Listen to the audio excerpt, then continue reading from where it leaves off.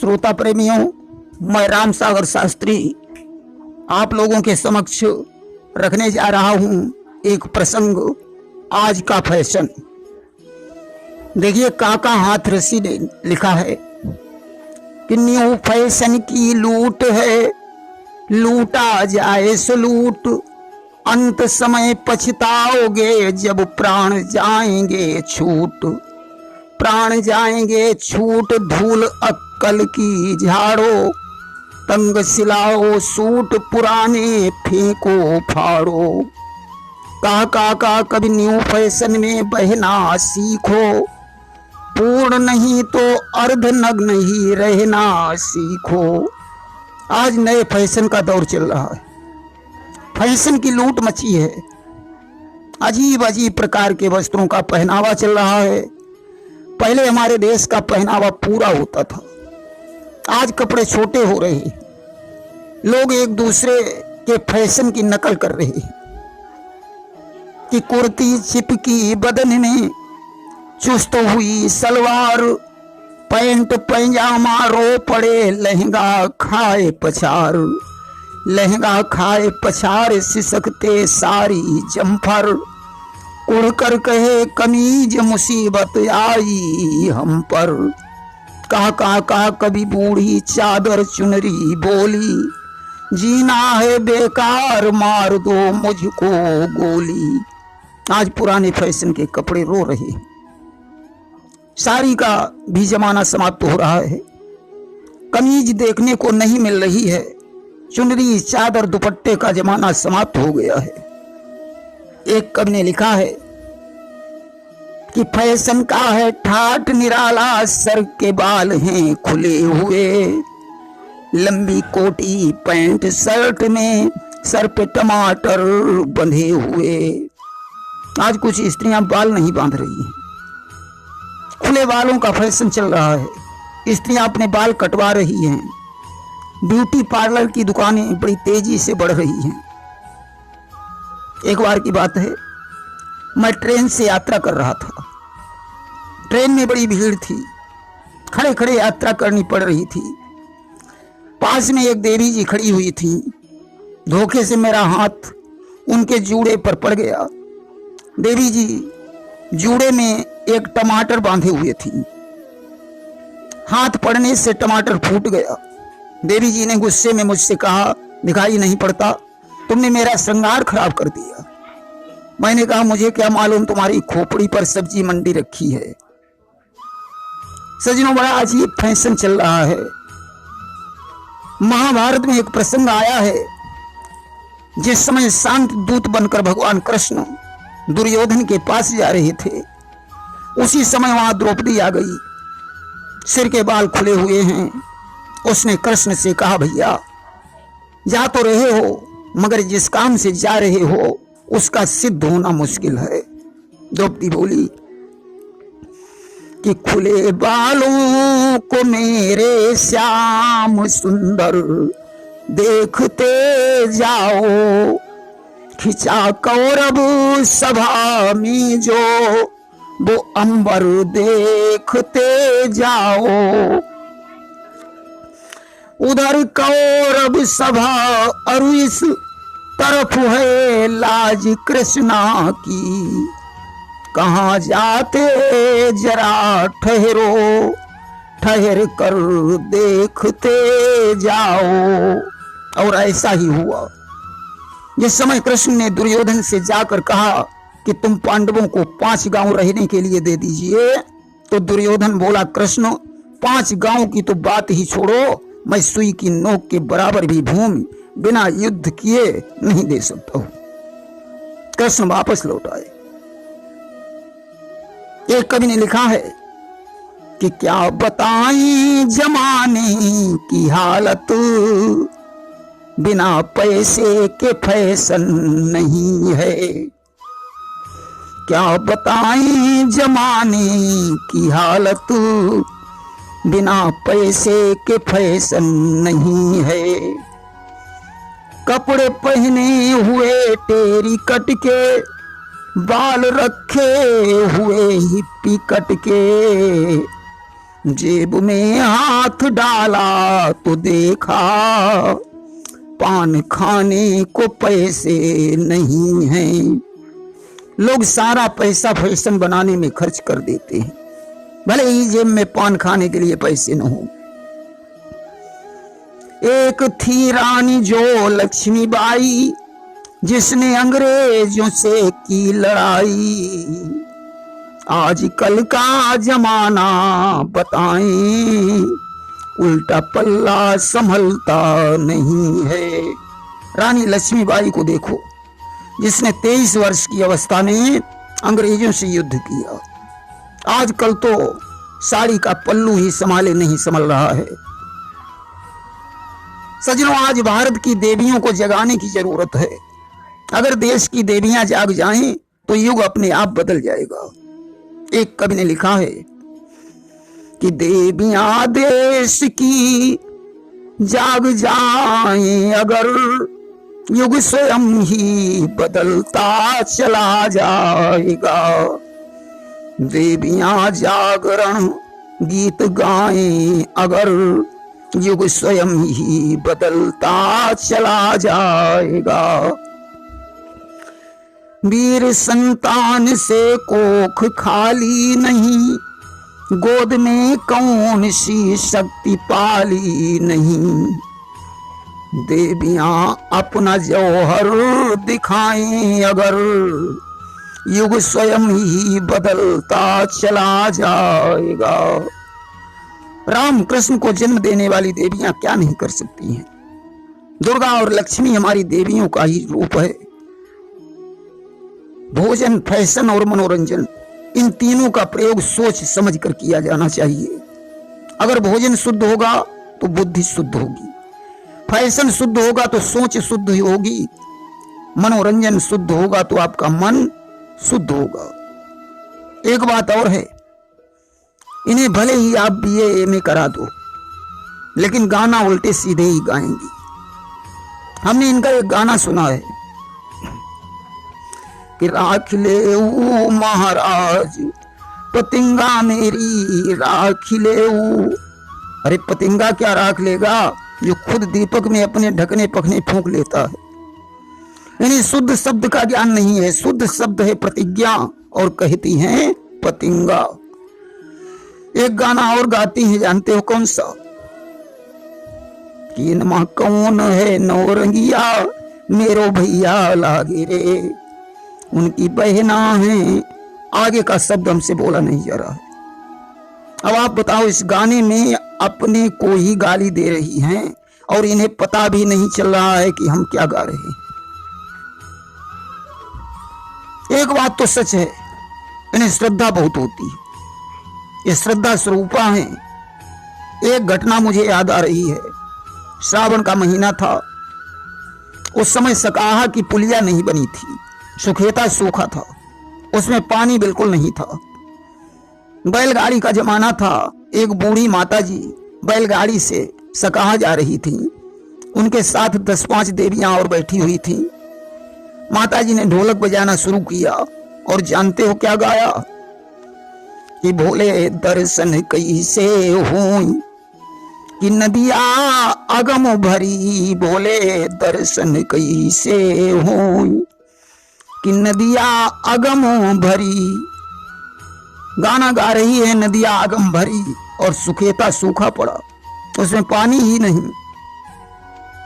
तब तक बैलगाड़ी का एक पहिया दौची में चला गया, बैलगाड़ी पलट गई। माताजी ने ढोलक बजाना बंद नहीं किया, दूसरा गाना गाने लगी कि भोले दर्शन कैसे हुई, कि लड़िया पलट गई, भोले दर्शन कैसे हुई, कि लड़िया पलट गई। जैसे तैसे बैलगाड़ी को फिर से जोड़ा गया। माताजी भगवान शंकर के मंदिर में दर्शन करने के लिए पहुंची। एक शीशी में गंगा जल है, हाथ में कुछ बेलपत्र हैं, मंदिर में बड़ी भीड़ है। कि माताजी ने जब भीड़ लखी, उन दूर से शीशी फेंक दई, जा लगी पुजारी के सिर में, लगती ही खोपड़ी फूट गई। माताजी ने मंदिर के गेट से ही वह गंगा जल की शीशी फेंक दी। पुजारी के सिर में शीशी जाकर लगी, उसकी खोपड़ी फूट गई।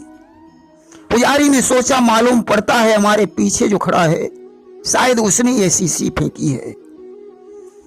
कि उन सोचा पीछे वाले ने हमरे या शीशी मार दई, उन फेंक के बोतल जब मारी उन्हों की खोपड़ी फाट गई। पुजारी ने वो शीशी पीछे वाले के मार दी, उसकी भी खोपड़ी फूट गई। कि वह मारी तीसरे वाले के, तीसरे ने चौथे के मारी, पचे छठे सब जूझ गए, मंदिर में मची हाहाकारी। उसने तीसरे वाले के मारी, तीसरे वाले ने चौथे के, चौथे ने पांचवें के, पांचवें ने छठे को। इस तरीके से बहुत से लोग घायल हो गए। अब तो मंदिर में हाहाकार मच गया कि भगदड़ मच गई। गिरी बूढ़ा बोले कि देखो माया है, ऊपर से बहुत लोग निकले, भोले ने उन्हें बचाया है। अब तो मंदिर में भगदड़ मच गई, माताजी भगदड़ में फंसकर गिर गईं, बहुत से लोग उनके ऊपर से होकर गुजर गए। भगवान शंकर की कृपा से माताजी सुरक्षित थीं, जैसे तैसे उठकर खड़ी हुई, बोली हे शंकर भगवान, मुझे नहीं मालूम था मंदिर में इतनी भीड़ होती है, आज जैसे तैसे बच गई, अब मैं कभी तुम्हारे दर्शन करने नहीं आऊंगी। अच्छा, स्त्री और पुरुष में बड़ा कौन है? एक बार स्त्री पुरुष में झगड़ा हो गया। स्त्री ने कहा मैं बड़ी हूं, पुरुष बोला मैं बड़ा हूं। दोनों ने ब्रह्मा के समक्ष बड़ा होने का साक्ष्य प्रस्तुत किया कि दो प्रकार की सृष्टि जगत में, एक पुरुष एक नारी, तुम ही फैसला कर दो ब्रह्मन किसका पल्ला भारी। स्त्री बोली कि मैं ही जग का पालन करती, मैं ही जग की माता, मेरे बिना कहां इस जग में कार्य सफल हो पाता। अर्जुन भीम कर्ण से राणा से मैंने सुत उपजाए, मेरा दुग्ध पान करने को सर्वेश्वर भी आए। राम कृष्ण मेरे सुत जन्मे, मैं उनकी महतारी, तुम ही फैसला कर दो ब्रह्मन किसका पल्ला भारी। स्त्री ने ब्रह्मा से कहा मैं सारे संसार का पालन करने वाली माता हूं, बिना हमारे इस संसार में कोई कार्य सफल नहीं होता है। अर्जुन भीम कर्ण और राणा जैसे पुत्रों को मैंने ही जन्म दिया है, हमारे दुग्ध का पान करने के लिए स्वयं भगवान को आना पड़ा। राम कृष्ण जैसे बालकों को जन्म देने वाली मैं ही हूं, इसलिए मैं बड़ी हूं। पुरुष ने कहा सुनो, राम कृष्ण सा बालक बनकर मैं ही जग में आया, मुग्ध हो गई सृष्टि चराचर मनमोहन कहलाया। बैठ कदम की डाल पे मैंने मुरली मधुर बजाई, मुरली की धुन सुनने को ब्रजबाला दौड़ी आई। मुरली की धुन सुन सुन कर वो फिरती है मतवारी, तुम ही फैसला कर दो ब्रह्मन किसका पल्ला भारी। पुरुष ने कहा राम और कृष्ण जैसा बालक बनकर मैंने ही तो जन्म लिया, जिन्हें देखकर सारी सृष्टि मोहित हो गई। कदम की डाल पर बैठकर जब मैंने मुरली बजाई तो सारी गोपियां मुरली की धुन सुनने के लिए दौड़ पड़ी, इसलिए मैं बड़ा हूं। स्त्री ने कहा सुनो, स्वतंत्रता की बलिवेदी पर मैंने भेंट चढ़ाई, कूद पड़ी रणचंडी बनकर रण में लक्ष्मी बाई। मैंने ही अपने पति को यम के फंदे से छुड़ाया, ब्रह्मा विष्णु महेश सभी को मैंने बाल बनाया। धर काली का रूप सदा देवों की विपदा टारी, तुम ही फैसला कर दो ब्रह्मन किसका पल्ला भारी। स्त्री ने कहा मैंने लक्ष्मीबाई बनकर अंग्रेजों के साथ युद्ध किया, सावित्री बनकर अपने पति के प्राणों को यमराज से छुड़ा लिया, अनसुईया बनकर ब्रह्मा विष्णु महेश को 6 महीने का बालक बना दिया और काली का रूप धारण करके देवताओं की विपत्ति को दूर किया, इसलिए मैं बड़ी हूं। पुरुष ने कहा सुनो कि मैंने अपने सदा देव से मानव देव बुलाए, मेरे कारण नारायण धर रूप मनुज का आए। मंत्र शक्ति से मैंने पत्थर पानी पे तैराए। मेरे कारण नारायण ले चक्र सुदर्शन आए। सतयुग द्वापर त्रेता कलयुग सब मेरा अगारी। तुम ही फैसला कर दो ब्रह्मन किसका पल्ला भारी। पुरुष ने कहा मेरी पुकार सुनकर नारायण को पृथ्वी पर आना पड़ा। मैंने मंत्र की शक्ति से पत्थरों को पानी पर तैरा दिया। मेरे कारण नारायण को चक्र सुदर्शन लेकर आना पड़ा। मैं हर युग में आगे रहा हूं, इसलिए मैं बड़ा हूं। आज ब्रह्मा जी ने फैसला किया कि एक दूसरे के बल पर हैं नारी पुरुष बलधारी। नारी पुरुष के सम्मेलन से चलती सृष्टि सारी। जीवन रूपी गाड़ी के नर नारी दोनों पहिए है। यदि शक्ति पुरुष में तो फिर दया नारी में चाहिए। एक दूसरे के पूरक हैं यही फैसला जारी। तुम ही फैसला कर दो ब्रह्मन किसका पल्ला भारी। स्त्री पुरुष दोनों एक दूसरे पर निर्भर हैं। स्त्री पुरुष के सम्मेलन से ही सृष्टि चलती है। जीवन रूपी गाड़ी के स्त्री पुरुष दो पहिए हैं। यदि पुरुष शक्तिशाली है तो स्त्री में दया होनी चाहिए। स्त्री और पुरुष दोनों समान हैं। देखिए इनकी श्रद्धा का एक और उदाहरण प्रस्तुत कर रहा हूं। एक बार की बात है, गंगा नहाने के लिए एक बूढ़ी दादी कुछ युवतियों के साथ बैलगाड़ी में बैठकर जा रही थी। माह का महीना था। अचानक बूंदाबांदी होने लगी। देवियों ने ढोलक उठाई और गाने लगी कि हम कैसे के गंगा नहाई कि बूंदिया पड़ने लगी। हम कैसे के गंगा नहाई।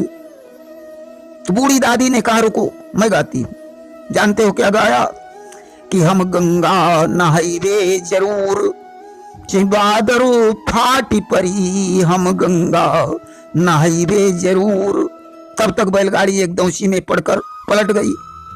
देवियों ने गाया कि हम कैसे के गंगा नहाई पसुरिया टूट गई। हम कैसे के गंगा नहाई।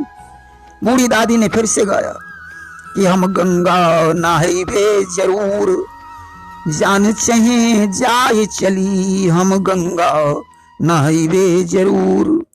बड़ी श्रद्धा होती है इनके हृदय में। अच्छा, हमारे देश की एक परंपरा रही है कि स्त्रियां अपने पति का नाम नहीं लेती हैं। देखिए भगवान राम जब सीता और लक्ष्मण के सहित बन जा रहे थे, जब वे एक गांव से होकर गुजरे तो गांव की कुछ स्त्रियों ने सीता जी से पूछा कि हे राजकुमारी, ये जो गोरे वाले कुमार हैं इनका नाम क्या है और तुम्हारे कौन लगते हैं। सीता जी ने कहा सुनो कि सहज स्वभाव सरल सुचि गोरे और नाम लखन लघु देवर मोरे। इनका स्वभाव बड़ा सरल है। इनका शुभ नाम लक्ष्मण है। ये मेरे छोटे देवर हैं। स्त्रियों ने कहा अच्छा ये तुम्हारे देवर लक्ष्मण हैं, तो ये श्यामले रंग वाले आपके कौन हैं और इनका नाम क्या है। सीता जी ने पल्लू से मुख झांककर तिरछी नजर से राम की तरफ देखकर संकेत किया कि ये हमारे प्राणनाथ हैं। स्त्रियों ने कहा राजकुमारी इनका नाम नहीं बताया। सीता जी मुस्कुराकर आगे के लिए प्रस्थान करती हैं। देखिए एक लड़की जब ससुराल से वापस लौटी तो उसकी मां ने पूछा बेटी तुम्हारी सास कैसी है। लड़की बोली कि मां सास निगोड़ी लड़ा करे। मां सास निगोड़ी लड़ा करे। मचिया पर मूर्ति ऐसी बैठी बेबात की बात उठावती है। घड़िया माँ जब ही 4 बजे अंधियारे हम ही जगावती है। ना उठी तो नथुनन का फुलाई उनसे, अब नाम कैसे ले कि उनसे 2 की 10 जड़ा करे। माँ सास निगोड़ी लड़ा करे। माँ सास निगोड़ी लड़ा करे। लड़की बोली मेरी सास रोज लड़ती है, 4 पाई पर बैठे बैठे बेकार की बातें करती है। 4 बजे अंधेरे ही जगा देती है, जब मैं नहीं उठती हूं तो उनसे 2 की 10 लगा देती है। देखिए, एक देवी जी हमारी कथा में आई। उस समय रुपए लिखने का जमाना था। देवी जी ने 10 रुपए चढ़ाए। मैंने कहा पति का नाम बताओ।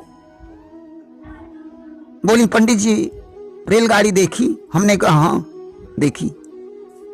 बोले जब रेलगाड़ी चलती है तो कौन सी झंडी दिखाई जाती है? मैंने कहा हरी। बोली जब रेलगाड़ी को रोकना होता है तो गार्ड कौन सी झंडी दिखाता है? हमने कहा लाल। बोली बस दोनों झंडियों के रंग को प्लस कर दो। हमने कहा तो बैंगनी रंग बन जाएगा। बोली रंग नहीं बनाना है, दोनों झंडियों के रंग को क्रम से बोलो। हमने कहा हरी लाल। बोली हाँ यही नाम लिख लो। हमने कहा ठीक है। एक देवी जी के पति का नाम पूछा तो बोली उनका नाम आपकी भागवत में निकलता है। अब भागवत में तो 10,000 राजाओं के नाम आए हैं। हमने सोचा लाओ सतयुग से प्रारंभ करें। हमने कहा क्या प्रहलाद लिखें? बोली और आगे बढ़ो। हमने कहा बहरोचन। बोली ना। हमने कहा बलि। बोली ना। हमने सोचा शायद त्रेता में कोई नाम आएगा। हमने कहा हरिश्चंद्र। बोली ना। सागर दिलीप रघुवंश दशरथ रामचंद्र। बोली ना। हमने कहा लवकुश। बोली ना। और आगे बढ़ो। हमने द्वापर के राजाओं के नाम लिए। पूछा क्या श्री कृष्ण? बोली ना। प्रद्युम्न। बोली थोड़ा और आगे बढ़ो। हमने कहा क्या अनिरुद्ध लिख लिया जाए? बोली हाँ यही नाम लिख लो। हमने कहा ठीक है। एक बार हमने कथा में श्री राम जय जय राम बाला संकीर्तन बुलवाया। एक देवी जी बार बार गुस्से की नजर से मेरी तरफ देख रही थी। हमने कहा आप संकीर्तन नहीं बोल रही हैं? बोली कोई दूसरा संकीर्तन नहीं था, यही बुलवाने को रह गया था। मैंने कहा क्यों, इस संकीर्तन से आपको क्या एलर्जी है? बोली बहुत बड़ी एलर्जी है। श्री राम हमारे ससुर का नाम। हमने कहा ठीक है। बोली जय राम हमारे जेठ का नाम है। हमने कहा ठीक। बोली जय जय राम हमारे उनका नाम है। अब बताओ मैं संकीर्तन कैसे बोलूं? अब तो मुझे दूसरा संकीर्तन बुलवाना पड़ा। रघुपति राघव राजा राम पतित पावन सीताराम। एक बार अखंड रामायण के आयोजन में हमने एक संपुट रखा कि दीन दयाल बिरध संभारी हरहु नाथ मम संकट भारी। यजमान का नाम दीन दयाल था। उनकी पत्नी जब संपुट बोलती थी तो कहती थी पप्पू के पापा बिरध संभारी हरहु नाथ मम संकट भारी। हमने कहा आप संपुट शुद्ध नहीं बोल रही हैं। देवी जी ने कहा महाराज आपने संपुट ही ऐसा रखा, अब हम क्या करें? हमारे पतिदेव का नाम दीन दयाल है, मैं उनका नाम भला कैसे ले सकती हूं? हमने कहा ठीक है। हमारी माताओं बहनों में एक आदत होती है, यह बात जरूर पूछेंगी कि आज घर में तुमने काहे की सब्जी बनाई। एक बार एक देवी जी पड़ोसन के घर गई। पड़ोसन ने पूछा दीदी आज तुमने काहे की सब्जी बनाई? अब बेचारी आलू की सब्जी बनाकर आई। उनके पतिदेव का नाम था आलू चंद। अब नाम कैसे लें? बोली आज रामकली के पापा की सब्जी बनाई। अच्छा, अक्सर खाने पीने के बारे में इनकी बातें ज्यादा होती हैं। पूछेंगी दीदी आज तुम अरहर की दाल रांधाई या उड़द की? जानते हो रांधा क्या जाता है? राजा भानु प्रताप की कथा में एक चौपाई आती है कि विविध मृगन कर आमिष रांधा। मांस रांधा जाता है, दाल रांधी नहीं जाती, दाल बनाई जाती है, रोटी पकाई जाती है। हमारे बहुत से नवयुवक ससुराल के धन की कामना करते हैं। काका हाथ ऋषि ने लिखा कि समधन पितुधन मातुधन मत दो इन पर ध्यान।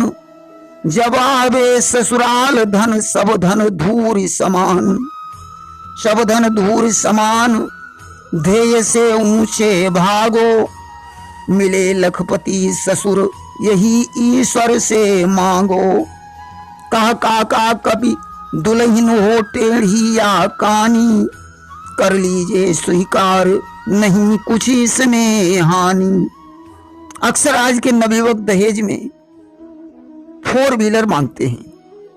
काका हाथ ऋषि ने लिखा कि कार मिली ससुराल में न्यू मॉडल डिसेंट, पहले दिन ही हो गया है भी एक्सीडेंट, है भी एक्सीडेंट, उसे वापस कर आए, बदले में एक फर्स्ट क्लास गधा ले आए। काका पूंछ पकड़कर उल्टे हम बैठेंगे, आगे वो देखेगा पीछे हम देखेंगे। देखो लड़का अगर पढ़ा लिखा है तो बहू भी पढ़ी लिखी होनी चाहिए। काका हाथ ऋषि ने लिखा है कि लड़कौनु बीए पास किहिन, उतहू का बैरू का कहराते, उई करिया आखर भैंसी कहीं या छीछा ले दर देखो तो। काका कहते हैं मेरे लड़के ने बीए पास किया और बहू के लिए काला अक्षर भैंस बराबर, इसलिए दोनों में तड़बड़ मचा रहता था। कि लड़कऊ चले स्नान करे, तब साबुन का उन सोप कहा, बहुरे वालई के सूप चली या छीछा ले दर देखो तो। उन कहा तनिक बाटर लाओ, बहुरेवा पाथर लई आई, इतने मां मचिगा भग मच्छर या छीछा ले दर देखो तो। सब्जी मां कमी नमक देखा, उन अंग्रेजी में साल्ट कहा, बहुरे वालई के शर्ट चली या छीछा ले दर देखो तो। लड़के ने सोप माने साबुन मांगा, बहू ने सूप पकड़ा दिया। लड़के ने बाटर यानी पानी मांगा, बहू ने पाथर सिलबटना पकड़ा दिया। लड़के ने साल्ट मांगा माने नमक, बहू ने शर्ट पकड़ा दिया। इसलिए तड़बड़ मचा रहा। आज अंग्रेजी का जमाना है, दोनों का पढ़ा लिखा होना बहुत जरूरी है। प्रेम से बोलिए वृंदावन बिहारी लाल की जय।